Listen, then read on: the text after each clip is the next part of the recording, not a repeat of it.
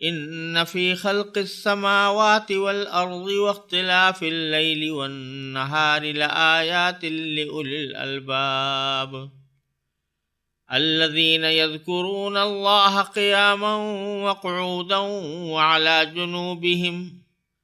ويتفكرون في خلق السماوات والأرض ربنا ما خلقت هذا باطلا سبحانك فقنا عذاب النار ربنا إنك من تدخل النار فقد أخزيته وما للظالمين من أنصار ربنا إننا سمعنا مناديا ينادي للإيمان أن آمنوا بربكم فآمنا ربنا فاغفر لنا ذنوبنا وكفر عنا سيئاتنا وتوفنا مع الأبرار ربنا وآتنا ما وعدتنا على رسلك ولا تخزنا يوم القيامة إنك لا تخلف الميعاد۔ ان آیات کریمہ کا ترجمہ یہ ہے، بے شک آسمانوں اور زمین کی تخلیق میں اور رات دن کے باری باری آنے جانے میں ان عقل والوں کے لیے بڑی نشانیاں ہیں جو اٹھتے بیٹھتے اور لیٹے ہوئے ہر حال میں اللہ کو یاد کرتے ہیں اور آسمانوں اور زمین کی تخلیق پر غور کرتے ہیں، اور انہیں دیکھ کر یہ بول اٹھتے ہیں کہ اے ہمارے پروردگار، آپ نے یہ سب کچھ بے مقصد پیدا نہیں کیا، آپ ایسے فضول کام سے پاک ہیں، بس ہمیں دوزخ کے عذاب سے بچا لیجیے۔ اے ہمارے رب، آپ جس کسی کو دوزخ میں داخل کر دیں اسے آپ نے یقیناً رسوا ہی کر دیا، اور ظالموں کو کسی قسم کے مددگار نصیب نہیں ہوں گے۔ اے ہمارے پروردگار، ہم نے ایک منادی کو سنا جو ایمان کی طرف پکار رہا تھا کہ اپنے پروردگار پر ایمان لاؤ، چنانچہ ہم ایمان لے آئے۔ لہذا اے ہمارے پروردگار، ہماری خاطر ہمارے گناہ بخش دیجیے، ہماری برائیوں کو ہم سے مٹا دیجیے، اور ہمیں نیک لوگوں میں شامل کر کے اپنے پاس بلائیے۔ اور اے ہمارے پروردگار، ہمیں وہ کچھ بھی عطا فرمائیے جس کا وعدہ آپ نے اپنے پیغمبروں کے ذریعے ہم سے کیا ہے، اور ہمیں قیامت کے دن رسوا نہ کیجیے۔ یقیناً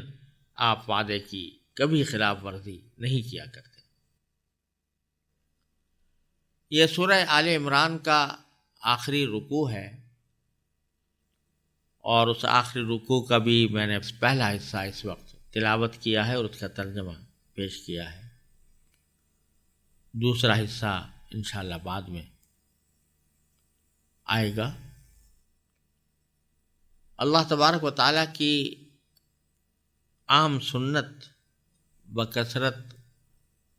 قرآن کریم کی تمام صورتوں میں یا اکثر صورتوں میں یہ رہی ہے کہ اس کا جو آخری حصہ ہوتا ہے وہ سورت کے تمام مضامین کا ایک خلاصہ بھی ہوتا ہے اور ایک جامع ترین مضمون بھی ہوتا ہے۔ چنانچہ سورہ آل عمران جو پیچھے 190 کے قریب آیتیں اس کی گزری ہیں، اس میں مختلف مضامین بیان ہوئے ہیں جن کی تفصیل پہلے گزر چکی ہے۔ اب یہ آخری رکوع ساری گفتگو کا ایک طرح سے خلاصہ، اور ایک انسان کو اس ساری گفتگو سے جو اس نتیجے تک پہنچنا چاہیے وہ، اور ایک انسان کا صحیح طرز عمل، اللہ تبارک و تعالیٰ نے اس آخری رکوع میں بڑی ہی پرتاثیر طریقے سے اس کو بیان فرمایا ہے، اس کو بڑے پرتاثیر طریقے سے بیان فرمایا ہے۔ پہلے تو یہ سمجھ لینا بھی مناسب ہوگا کہ اس آیت کی جو اہمیت ہے، ان آیات کی جو اہمیت ہے، وہ بعض احادیث سے اور زیادہ واضح ہوتی ہے۔ صحیح ابن حبان میں ایک روایت ہے جس میں اس آیت کا شان نزول بھی بیان کیا گیا ہے، اور وہ روایت یہ ہے کہ حضرت عائشہ صدیقہ رضی اللہ تعالی عنہا سے ان کے شاگرد حضرت عطا ابن ابی رباح، جو بڑے درجے کے محدث اور فقیہ اور بزرگ تھے، انہوں نے حضرت عائشہ صدیقہ رضی اللہ تعالیٰ عنہ سے پوچھا کہ رسول اللہ صلی اللہ علیہ وسلم کے حالات میں جو چیز آپ کو سب سے عجیب معلوم ہوئی ہو یا سب سے پیاری لگی ہو وہ مجھے بتائیے۔ حضرت عائشہ رضی اللہ تعالیٰ نے فرمایا کہ آپ کی تو ہر شان ہی عجیب تھی، یعنی کس کس بات کو بتایا جائے، ظفر تاب قدم ہر کو جا کے میں نہیں گرم، کرشمہ دامن دل کو مہمی کشد کے جا جا، جو بھی صفت آپ کی دیکھی دی جائے، بیان کی جائے، وہ عجیب ہی تھی، پیاری ہی تھی۔ ہاں، ایک مرتبہ کا واقعہ میں سناتی ہوں، اور وہ یہ کہ رسول کریم صلی اللہ علیہ وسلم ایک مرتبہ میرے پاس تشریف لائے اور میرے ساتھ بستر پہ لیٹ گئے، پھر فرمایا کہ اجازت دو کہ میں اپنے پروردگار کی عبادت کر لوں، اور یہ کہہ کر بستر سے اٹھے، وضو فرمایا، پھر نماز کے لیے کھڑے ہو گئے، اور کھڑے ہو کر قیام میں اس قدر روئے کہ آپ کے آنسوئے مبارک سینہ مبارک پر بہنے لگے۔ پھر رکوع فرمایا، اس میں بھی روئے، پھر سجدہ کیا اور سجدے میں بھی اسی قدر روئے، پھر سر اٹھایا اور مسلسل روتے رہے یہاں تک کہ صبح ہو گئی۔ حضرت بلال آئے اور حضور اقدس صلی اللہ علیہ وسلم کو نماز کی اطلاع دی۔ حضرت عائشہ صدیقہ رضی اللہ تعالیٰ عنہ فرماتی ہیں کہ میں نے عرض کیا کہ یا رسول اللہ، اس قدر کیوں گریہ فرماتے ہیں؟ تو اللہ تعالیٰ نے آپ کے پچھلے اگلے سب گناہ معاف فرما رکھے ہیں، تو پھر اس کیا وجہ ہے؟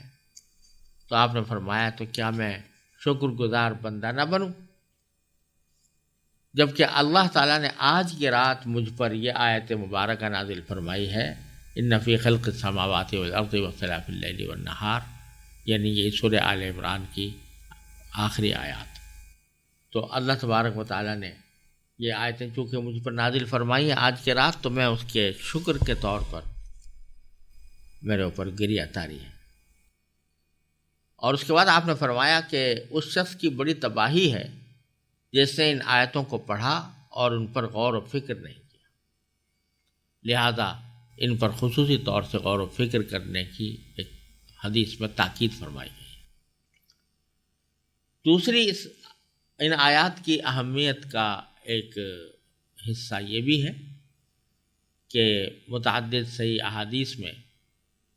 یہ بات منقول ہے کہ رسول کریم صلی اللہ علیہ وسلم جب تہجد کے لیے بیدار ہوتے تو وضو کرنے کے بعد آسمان کی طرف نگاہ اٹھا کر یہ سورہ آل عمران کی آخری آیتوں کی تلاوت فرماتے تھے۔ تو تہجد کے وقت میں آسمان کی طرف نظر اٹھا کر ان آیات کا پڑھنا بھی ایک طرح سے رسول کریم صلی اللہ علیہ وسلم کی سنت ہے، اور اس سے بھی ان آیات کی اہمیت واضح ہوتی ہے۔ آیات کے اوپر چونکہ غور و فکر کا حکم دیا گیا ہے، خاص طور پر ان آیات پر غور و فکر کا حکم دیا گیا ہے، اس لیے اس کو اچھی طرح سوچ سمجھ کر پڑھنا ضروری ہے۔ ان آیات میں اللہ تبارک و تعالیٰ نے بڑے ہی فطری انداز میں انسان کی ایمان کی پختگی کا راستہ بتایا ہے، اور ایمان کی پختگی کے جو انسان کے سامنے مراحل پیش آ سکتے ہیں ان کی نشاندہی فرمائی۔ اللہ تبارک و تعالیٰ نے جو دین ہمیں عطا فرمایا، یہ بات کئی بار گزر چکی ہے کہ اس کی 3 بنیادیں ہیں، یعنی 3 بنیادی عقائد، ایک توحید، اللہ تعالیٰ کی وحدانیت پر ایمان، دوسرے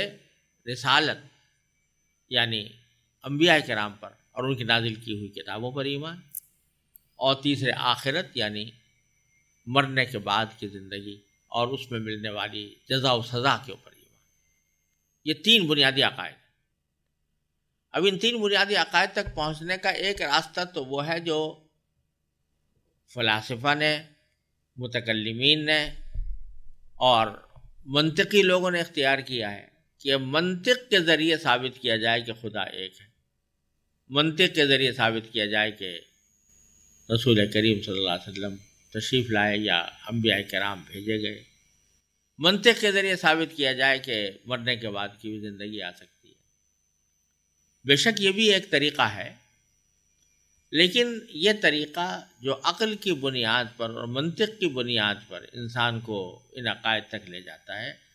یہ خطروں سے خالی نہیں ہے، کیونکہ عقل اور منطق کے اندر چون و چرا کا دروازہ کسی حال بند نہیں ہوتا، اس میں کوئی نہ کوئی اشکال، کوئی نہ کوئی اعتراض، کوئی نہ کوئی ایسی بات پیدا ہو جاتی ہے جس سے کہ جو عقلی دلائل کا تسلسل جو ہے وہ کسی حد پر جا کر رک جاتا ہے، ٹوٹ جاتا ہے۔ اس لیے بسا اوقات محض عقلی دلائل جو ہیں وہ انسان کی شفا کے لیے، قلب کی شفا کے لیے کافی نہیں ہوتا، اس میں سوالات کا ایک لامتناہی سلسلہ چل پڑتا ہے۔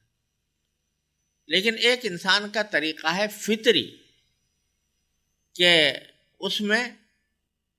عقلی دلائل کے بجائے صغرا کبرا قائم کرنے کے بجائے اور جو منطق کے جو استدلال کے طریقے ہیں،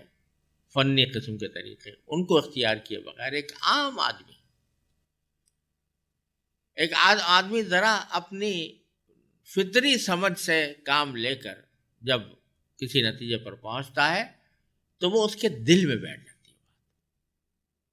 عقلی دلائل جو ہیں وہ عقل کو متاثر کرتے ہیں،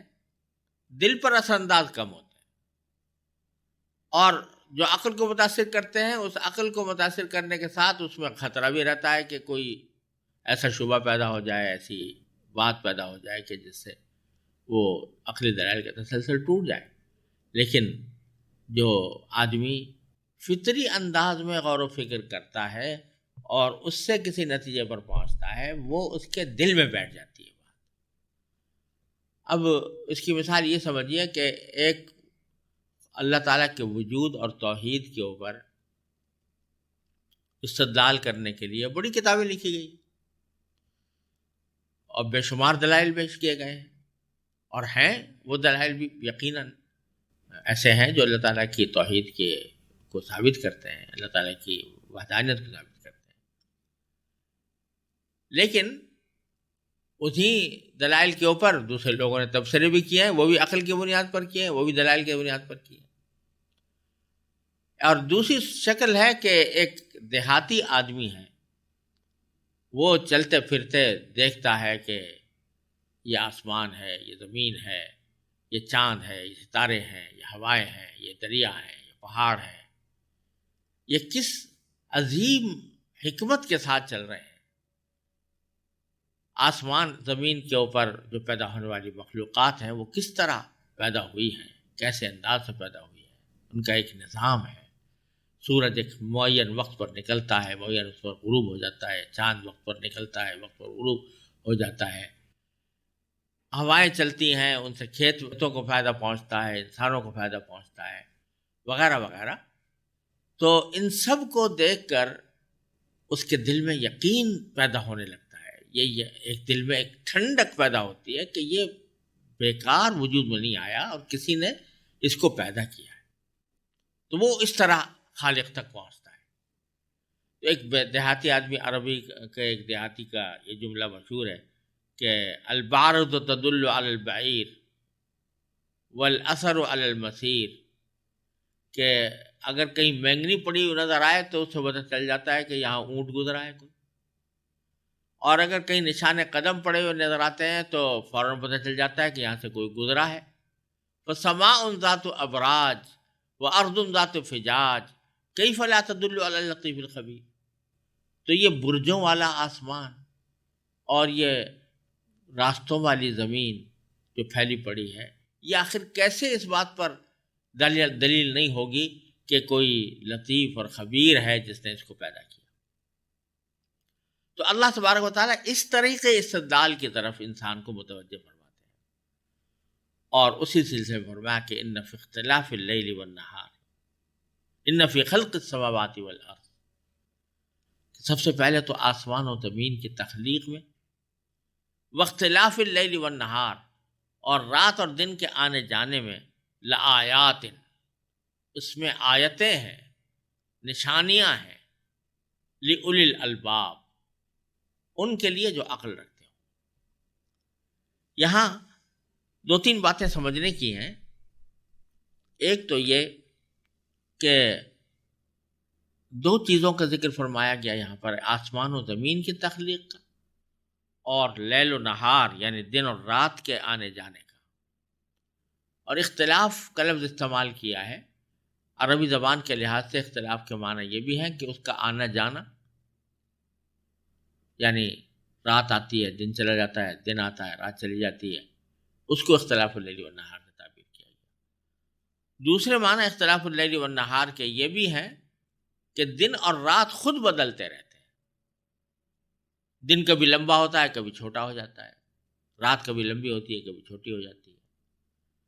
تو یہ بھی اختلاف ہے دن اور رات کا۔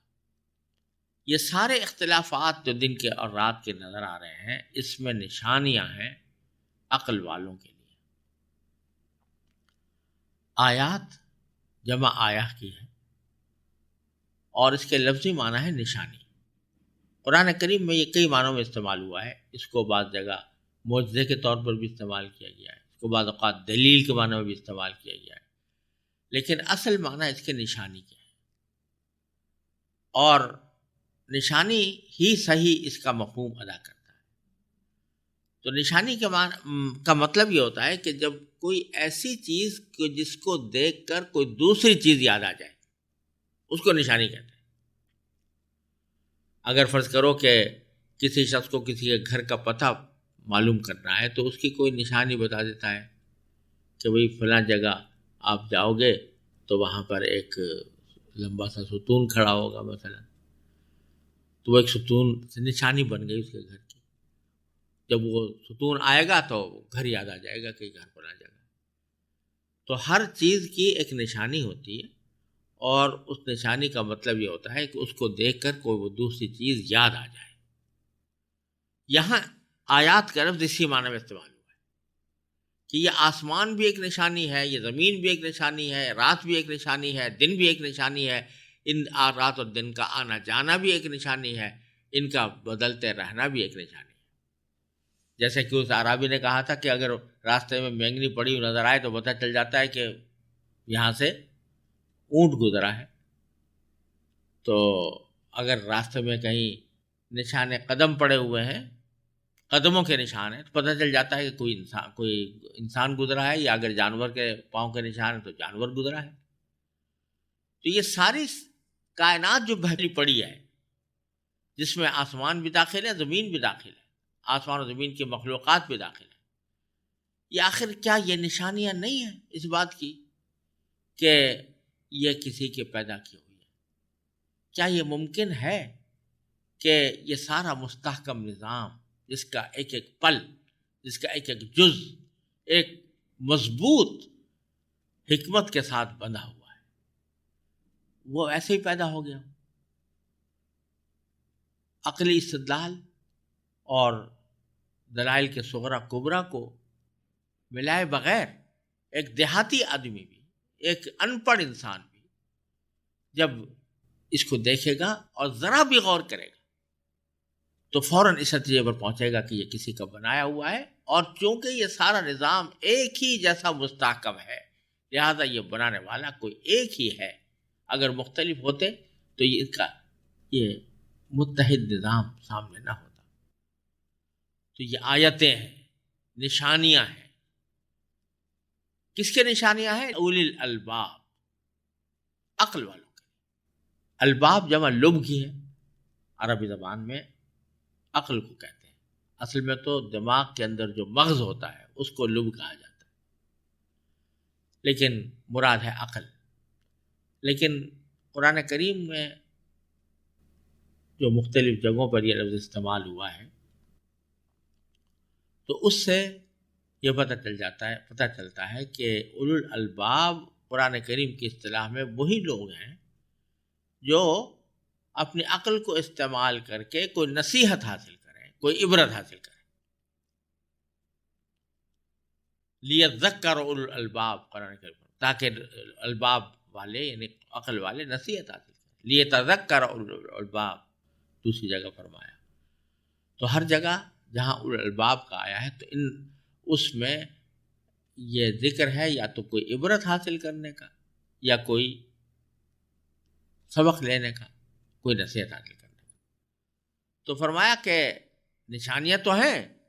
لیکن نشانیاں انہی کے لیے ہیں جو عقل کو استعمال کر کے عبرت حاصل کرنے والے ہوں، ورنہ اللہ بچائے جب آنکھوں پر پردے پڑے ہوئے ہوں اور عبرت حاصل کرنے اور سبق لینے اور نصیحت لینے کا کوئی جذبہ ہی نہ ہو تو یہی نشانیاں ہیں، بے شک پڑی ہوئی ہیں، لیکن وہ نشانیاں ان کے لیے بیکار ہو جاتی ہیں، اس سے ان کو کچھ حاصل نہیں ہوتا۔ جیسے کوئی شخص نشانیوں کو دیکھے اور آنکھیں بند کر کے گزر جائے تو اس سے کوئی جس چیز کی وہ نشانی ہے اس طرف اس کی رہنمائی حاصل نہیں ہوگی۔ تو اگر کوئی آدمی دیکھتا ہے، آسمانوں کو دیکھتا ہے، زمین کو دیکھتا ہے، لیکن کبھی اس سوچ سے نہیں دیکھتا کہ اس سے مجھے کیا سبق مل رہا ہے، اس سے مجھے کیا عبرت حاصل ہو رہی ہے، تو پھر اس کو کچھ بھی نہیں ملے گا۔ اس لیے اولو الالباب کا مطلب یہ ہے کہ وہ ایسی عقل رکھنے والے ہیں کہ جو عبرت حاصل کرنے کی صلاحیت رکھتی ہو، نصیحت لینے کی صلاحیت رکھتی ہو، اور اسی مقصد سے وہ اپنے اس سوچ کو استعمال کریں، تو پھر وہ بے ساختہ اللہ تعالیٰ کی توحید تک پہنچ جاتے ہیں۔ وہ ہیں اصل میں عقل والے۔ اور جس بندے کو اور ساری باتوں کی سمجھ ہو لیکن اپنے مالک کے تک پہنچنے کی اس کے اندر سمجھ نہ ہو تو وہ حقیقت میں سمجھدار نہیں ہے، وہ تو پرلے درجے کا بیوقوف ہے۔ اب اگر فرض کرو ایک شخص سائنسدان ہے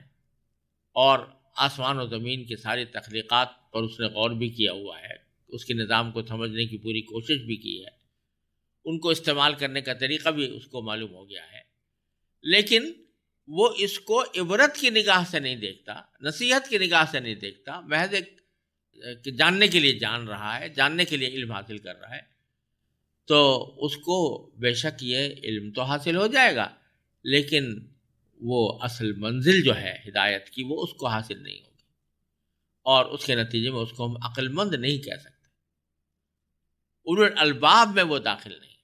کیونکہ اس نے عبرت اور نصیحت کی غرض سے یہ کام نہیں کیا۔ یہی وجہ ہے کہ بہت سے لوگ جو سارے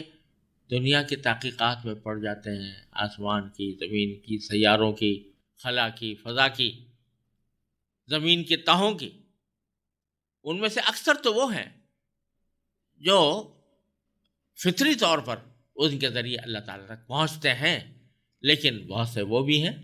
کہ جن کو پرواہ بھی نہیں اور وہ وہاں سے گزر جاتے ہیں اور ان کے اوپر کوئی غور کرنے کا ان کے ذہن میں کوئی خیال پیدا نہیں ہوتا۔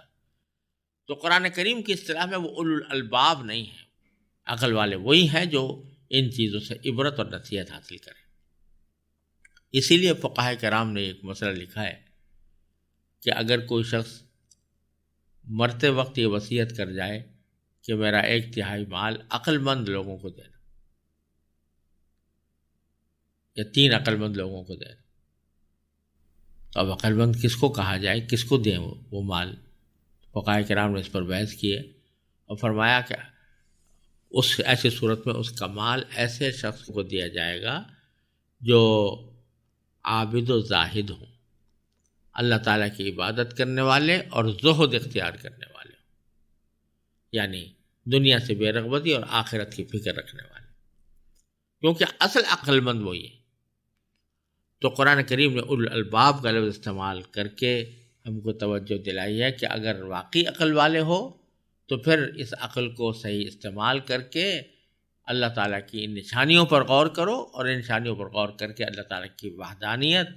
کے اوپر ایمان لاؤ. اور اس کا نتیجہ کیا ہوتا ہے کہ جب اللہ تعالیٰ تک پہنچ گئے، ان نشانیوں کو دیکھ کر اللہ تعالیٰ تک پہنچ گیا کہ یہ ضرور کسی پیدا کرنے والے کی پیدا کی ہوئی ہے، تو پھر فوراً اس کا لازمی نتیجہ یہ ہے کہ الذین یذکرون اللہ، کہ وہ اللہ کا ذکر کرتے ہیں، اللہ کو یاد کرتے ہیں.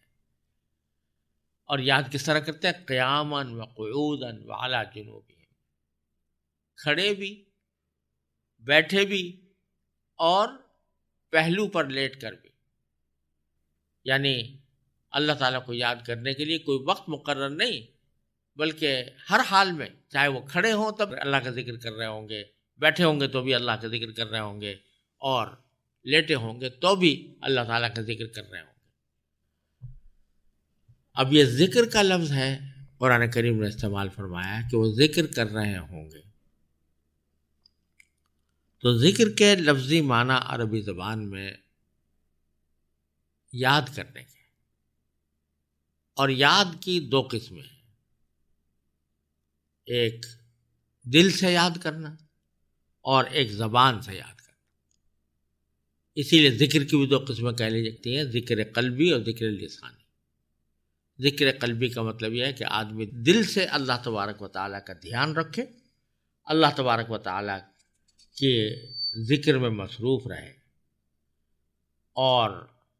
فرمایا کہ ہر حالت میں اللہ کو یاد کرے، کھڑے بھی، بیٹھے بھی، لیٹے بھی. اور اسی کو قرآن کریم نے دوسری جگہ یہ فرمایا، حکم دیا ہے کہ یا ایھا الذین آمنوا اذکروا اللہ ذکرا کثیرا، کیا ایمان والو اللہ کا ذکر کرو کثرت کے ساتھ. کثرت کے ساتھ ذکر کرنے کا ذکر فرمایا. اور اگر ذرا ہم غور سے دیکھیں تو اور کسی عبادت کے بارے میں یہ نہیں فرمایا کہ کثرت سے کرو. نماز کے بارے میں یہ تو فرمایا کہ نماز قائم کرو، لیکن کثرت سے نماز پڑھا کرو یہ کہیں نہیں. روزے کثرت سے رکھو یہ بھی کہیں نہیں. زکوٰۃ کثرت سے ادا کرو یہ بھی کہیں نہیں. حج کثرت سے کرو یہ بھی کہیں نہیں ہے. لیکن ذکر کے لیے یہ ہے کثرت سے کرو. وجہ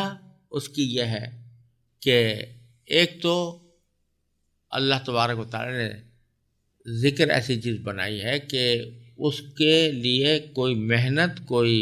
پیسہ خرچ کرنا نہیں پڑتا، بلکہ انسان جب اللہ تعالیٰ کی نعمت کو یاد کر رہا ہے کہ یہ فلاں اللہ تعالیٰ نے مجھے نعمت عطا فرمائی ہے، یہ بھی ذکر ہے. اگر کسی مشکل میں اللہ تعالیٰ کو پکار رہا ہے، چاہے دل میں ہی پکار رہا ہو کہ اللہ میری مشکل دور کر دیجیے، وہ بھی ذکر ہے. اور اللہ تبارک و تعالیٰ کی کسی آنے والے مسئلے کے، آنے والی مشکل کے بارے میں اللہ کی پناہ مانگ رہا ہو، یہ بھی ذکر ہے. تو ذکر کسی ایک صورت کے ساتھ مخصوص نہیں، بلکہ جس طرح بھی اللہ تبارک و تعالیٰ کو یاد کیا جائے وہ ذکر میں داخل. ایک بات تو یہ، لہذا اس کو کثرت سے کرنے میں کوئی مسئلہ نہیں، بلکہ مطلوب یہ ہے کہ کثرت سے کرے تاکہ اللہ تعالیٰ کے ساتھ تعلق مضبوط پیدا ہو. اور دوسری وجہ یہ ہے کہ اور عبادتوں کے لیے کچھ شرائط ہوتی ہیں. نماز اگر پڑھنی ہے تو پہلے وضو کرنا ہوگا، وضو کے بغیر نماز نہیں ہو سکتی. کپڑے صاف ستھرے پہننے ہوں گے، پاک پہننے ہوں گے، اس کے بغیر نماز نہیں ہوگی. رخ قبلے کی طرف کرنا پڑے گا، اس کے بغیر نماز نہیں ہوگی. لیکن ذکر کو اللہ تعالیٰ نے ایسا آسان بنا دیا ہے کہ نہ اس میں وضو کی ضرورت ہے، وضو واجب نہیں، نہ اس میں وضو کی ضرورت ہے، اور نہ قبلہ روح ہونے کی ضرورت ہے. ٹھیک ہے، اگر کوئی وضو کر کے ذکر کرے تو وہ زیادہ اچھا ہے، افضل ہے، لیکن اللہ تعالیٰ نے شرط نہیں لگائی کہ میرے ذکر کے لیے تمہارا باوضو ہونا ضروری ہے. لہذا بے وضو بھی آدمی کرنا چاہے تو کر سکتا ہے۔ اسی طرح خود اپنی پاکی بھی ضرورت نہیں، پاکی یعنی فرض کرو جنابت کی حالت میں ہے انسان، تو اس میں بھی ذکر منع نہیں ہے۔ قرآن کریم کی تلاوت منع ہے لیکن ذکر منع نہیں ہے، تو اللہ تعالیٰ نے اس کو اتنا آسان کر دیا۔ قبلہ روح ہونے کی شرط نہیں کہ قبلہ روح ہی ہو کیا کرے، بغیر اگر قبلے کی طرف رخ نہیں ہے تب بھی ذکر کر سکتا ہے۔ اور جیسا کہ اس آیت کریمہ میں فرمایا کہ ضروری نہیں کہ آدمی بیٹھ کر دوزانوں بیٹھ کر ہی ذکر کرے، فرمایا قیاما وقعودا وعلی جنوبہم، کھڑے کرو، بیٹھ کر کرو، لیٹ کر بھی کر سکتے ہو۔ تو چونکہ اللہ تبارک و تعالیٰ نے اس کو اتنا آسان بنا دیا ہے، لہٰذا اس کی کثرت سے کرنے کی بھی تاکید فرمائی ہے، اور کثرت سے کرنے کا فائدہ یہ ہے کہ اس کے جتنا ذکر کثرت سے ہوگا اتنا ہی اللہ تعالیٰ کے ساتھ تعلق مضبوط ہوگا، اور اللہ تعالیٰ کے ساتھ تعلق مضبوط ہو جانا یہ انسان کی سب سے بڑی کامیابی ہے۔ اور چونکہ اللہ تبارک و تعالیٰ نے ذکر کو اتنا آسان بنایا ہے کہ وہ ہر طرح کیا جا سکتا ہے، تو یہ لازمی نتیجہ ہے جب انسان اللہ تعالیٰ کی اس کائنات میں پھیلی ہوئی نشانیوں کو دیکھتا ہے تو دیکھ کر بے ساختہ اس کے دل میں اللہ کا ذکر پیدا ہوتا ہے۔ اور جیسا میں نے عرض کیا کہ ذکر قلبی بھی ذکر کی ایک قسم ہے، دل ہی دل میں اللہ تعالیٰ کو یاد، چاہے زبان نہ ہل رہی، وہ بھی ثواب ہے، وہ بھی عبادت ہے۔ اور ذکر لسانی یہ ہے کہ زبان سے آدمی کہہ رہا، اور اس میں بھی اس ذکر کے اندر بھی کوئی خاص کلمہ، کوئی خاص طریقہ متعین نہیں، سبحان اللہ، الحمدللہ، لا الہ الا اللہ، واللہ اکبر، لا حول ولا قوت الا باللہ، جس طرح بھی اللہ تعالیٰ کا نام زبان پر آ جائے وہ ذکر میں داخل ہے۔ البتہ رسول کریم صلی اللہ علیہ وسلم نے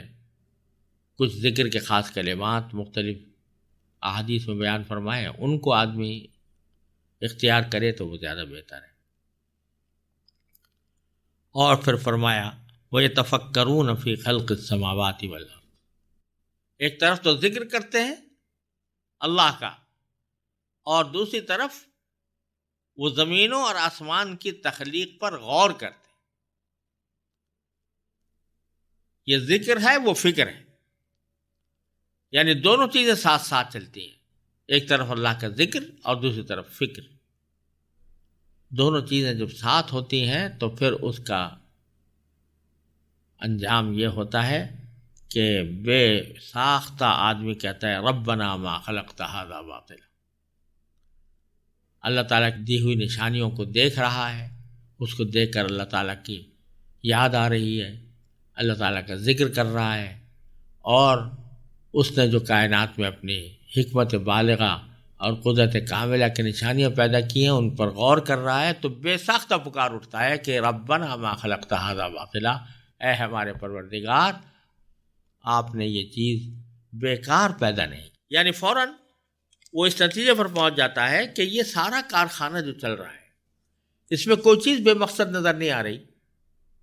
سورج نکلتا ہے تو اس کا ایک مقصد ہے، چاند نکلتا ہے اس کا ایک مقصد ہے، ہوائیں چلتی ہیں تو اس کا ایک مقصد ہے۔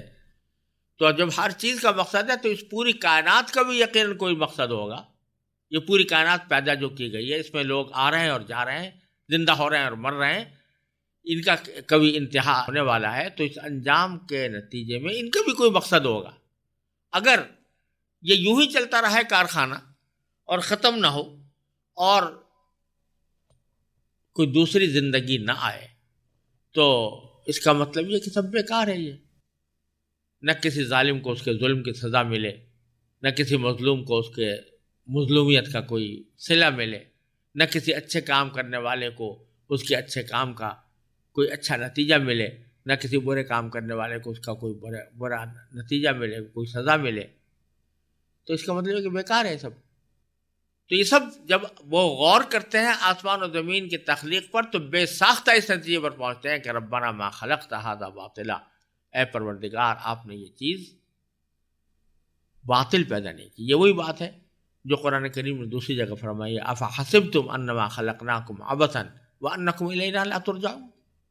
کیا تم نے یہ سمجھ رکھا ہے کہ ہم نے تمہیں ویسے ہی بے فائدہ پیدا کر دیا ہے اور تم ہمارے پاس لوٹ کر نہیں آؤ گے؟ اور دوسری جگہ فرمایا کہ افمن کان مؤمنا کمن کان فاسقا، کیا ہم مومن اور فاسق کو ایک ہی جیسا بنا دیں کہ اس کو بھی زندگی دی اس کو بھی موت دی اور دونوں کے دونوں موت کے بعد ختم ہو گئے، نہ مومن کو اس کو کی جزا ملی اور نہ فاسق کو اس کی کوئی سزا ملی۔ تو وہی بات جو قرآن کریم میں فرمائی ہے، جب آدمی ان کائنات کی اشیاء پر غور کرتا ہے اور اس پر اللہ کا ذکر کرتا ہے تو بے ساختہ پکار اٹھتا ہے کہ ربنا ما خلقت ھذا باطلا، آپ نے یہ چیز جو ہے یہ باطل پیدا نہیں کی، بیکار پیدا نہیں کی، یقیناً اس کا کوئی مقصد ہے، اور مقصد یہی ہے کہ جزا و سزا کا نظام آئے۔ سبحانک فقنا عذاب النار، لہذا جب خیال آتا ہے آخرت کا کہ ایک وقت آنے والا ہے جس میں جزا بھی ہوگی سزا بھی ہوگی، تو پھر بے ساختہ یہ دعا نکلتی ہے سبحانک، یعنی اے پروردگار آپ پاک ہیں۔ پاک ہیں کاہے سے پاک ہے؟ ہر بری چیز سے پاک ہے، ہر عیب سے پاک ہے۔ تو کائنات کو بے مقصد پیدا کر دینا یہ بھی تو ایک عیب ہے، آپ اس عیب سے پاک ہیں۔ فقنا عذاب النار، جب یہ پاک ہیں اور یقیناً آپ ایک وقت آئے گا کہ جب آپ جزا و سزا کے فیصلے فرمائیں گے، تو اے پروردگار ہمیں جہنم کے آگ سے بچا لیجیے۔ ربنا انک من تدخل النار فقد اخزیتہ، اے ہمارے پروردگار آپ جس کسی کو دوزخ میں داخل کر دیں فقد اخزیتہ، تو اسے آپ نے یقیناً رسوا ہی کر دیا۔ وما للظالمین من انصار، اور ظالموں کو کسی قسم کے مددگار نصیب نہیں ہوں گے۔ ربنا، اب آگے جب یہ بات آ گئی کہ ایک طرف اس کائنات پر غور کرنے سے اللہ تعالیٰ کی توحید کا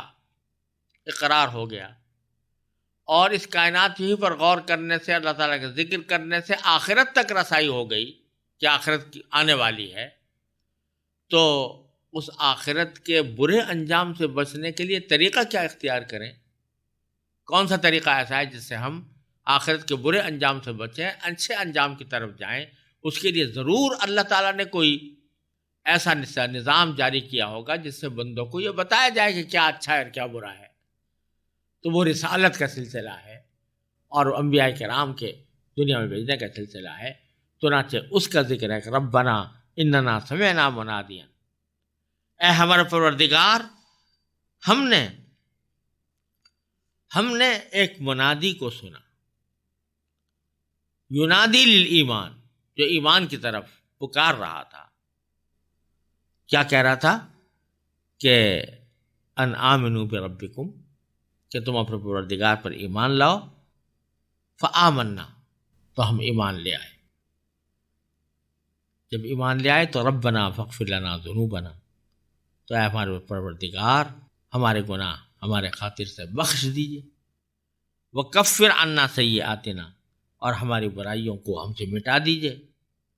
وتوفنا مع الابرار، اور ہمیں نیک لوگوں میں شامل کر کے اپنے پاس بلائیے،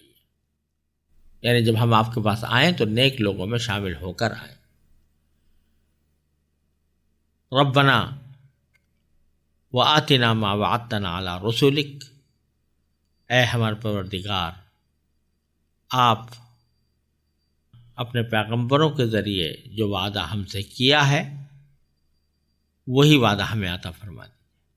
یعنی اس میں جو کچھ جن چیزوں کا وعدہ کیا وہ عطا فرما دیجیے۔ ولا تخزنا یوم القیامہ، اور ہمیں قیامت کے دن رسوا نہ کیجیے۔ انک لا تخلف المیعاد، یقیناً آپ ایسے ہیں کہ کبھی وعدے کی خلاف ورزی نہیں کیا کرتے۔ تو جب آپ نے وعدہ کیا ہے کہ ایمان لانے والوں کو یہ صلہ ملے گا تو پھر اپنے وعدے کے مطابق وہ ہمیں عطا بھی فرمائیے۔ تو ان آیات میں بڑی فطری انداز میں ایک انسان کو کیا سوچنا چاہیے وہ بتایا گیا۔ سب سے پہلے یہ کہ جو آسمان کائنات کھلی پڑی ہے اس سے اپنے مالک اور خالق کے وجود پر انسان پہنچے، وجود تک پہنچے، اس کی توحید تک پہنچے، اور اس کی تخلیقات پر غور کر کے خود بخود اس نتیجے پر پہنچے کہ ایک وقت ایسا آنے والا ہے جب وہ تمام انسانوں کو جمع کر کے اچھوں کو انعام دے گا، بروں کو سزا دے گا، اور جب وہ اس نتیجے تک پہنچ جائے تو بے ساختہ اس کو پکار کر اس سے اچھا انجام مانگے اور برے انجام سے پناہ مانگے۔ یہ بندے کا شیوا ہونا چاہیے۔